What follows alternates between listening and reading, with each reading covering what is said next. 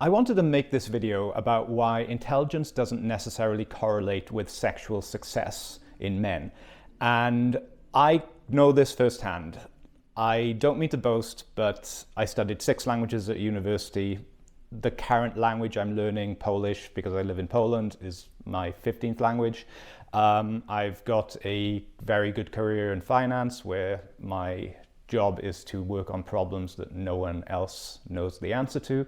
Yet, at the same time, for the most part of my life, I had very little success with women. It was only in my mid to late 30s where things really started to pick up for me. And there are studies actually showing that the more intelligent a man is, the fewer sexual partners he has. So it's better to be less intelligent in terms of if you want to have sex than it is to be more intelligent. And in an age where many people describe themselves as sapiosexual, well, I kind of think they're full of it, because what they're trying to do is appear noble. But if you look at their dating history, they are probably making that statement to react against the bad choices they made in the past. Doesn't necessarily mean they're going to make better choices in the future, but it does show that they've made those choices and maybe have come to regret it. And you see this dynamic a lot when you're a teenager. If you're one of the more intelligent guys and you see girls going after really not very intelligent guys, and you're just thinking to yourself, why is she into him? This guy is such an idiot douchebag. And then later the girl is like, oh my gosh, I can't believe he was such a dumb douchebag. And you're like, why didn't you see that from the start? And yet it's always after they've slept with them. They didn't screen for this intelligence before they got there. But what do those guys have? I think a problem that many intelligent guys have is they spend so much time in their head. Like, we analyze situations, we analyze how the other person might feel, we analyze what we would do next. We're not just in the moment saying and doing what we think and what we feel. And the guys with less intellectual prowess, they don't have this level of analysis to fall back on. So they are much more in the moment. They're much more able to appear brave and impulsive and going for what they want. And those are really masculine traits. And a lot of intelligent guys got praised for their intelligence. It became the thing that made us special. It became the thing that made us lovable to our parents. And so we tend to rely on it as our best feature. But it isn't really something that women are interested in unless they have the things that are masculine and defining and exciting first. It's a nice to have, not an absolute requirement. Meanwhile, the guy who is less intelligent is able to engage with her emotions. And if you look at women's literature, I know a lot of it is just thinly veiled pornography, but if you look at the classic stuff, the Mills and Boon era things, it's an emotional roller coaster. It's intrigue. It's playfulness around her feelings. It's not about analysis and requirements and compatibility on paper.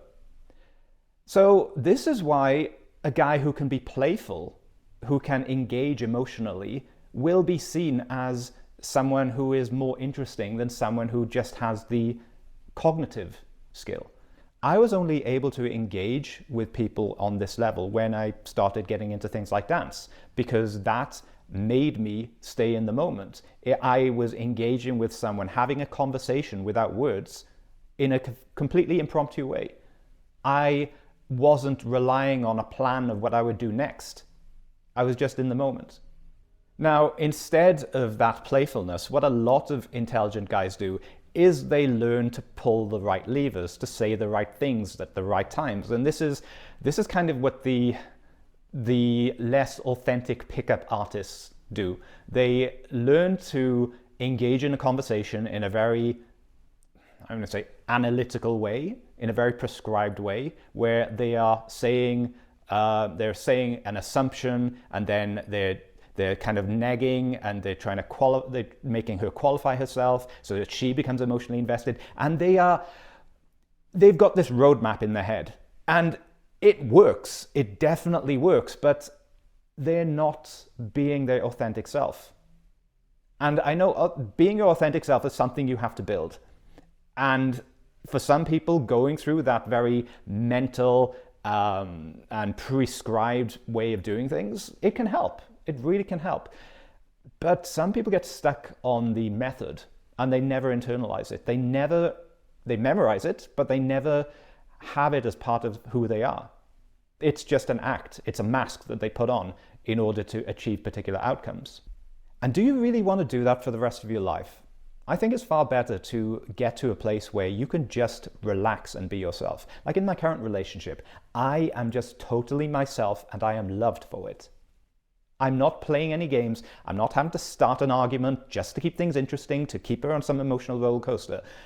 She is stable enough and life is complex enough and we are interesting enough as people in order to keep each other interested in each other. There's no act about it. There's no intellectualization of our relationship. It's really natural. So I think in conclusion, you can use your intelligence as an asset. It'll help you in your career. It will help you in so many avenues of life, but just use it as a tool. It is not the whole of your being. It is just one aspect of your personality, which is very important, but it's not all of you. You also have this playfulness. So I hope you found this video useful. Please click like and subscribe, and I'll see you next time.